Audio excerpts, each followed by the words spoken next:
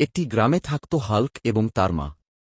Hulk ছিল খুব শক্তিশালী আর তার মা ছিলেন শান্ত ও বুদ্ধিমতী।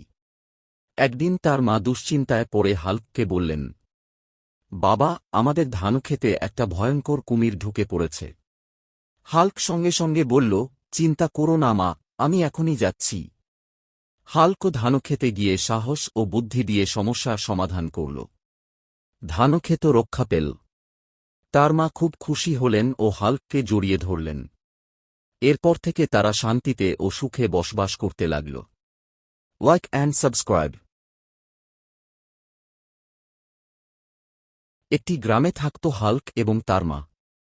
হাল্ক ছিল খুব শক্তিশালী আর তার মা ছিলেন শান্ত ও বুদ্ধিমতী।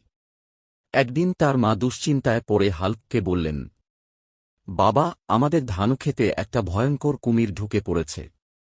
হাল্ক সঙ্গে সঙ্গে বলল, চিন্তা করো না মা, আমি এখনই যাচ্ছি। হাল্ক ধানক্ষেতে গিয়ে সাহস ও বুদ্ধি দিয়ে সমস্যার সমাধান করল। ধানক্ষেত রক্ষা পেল।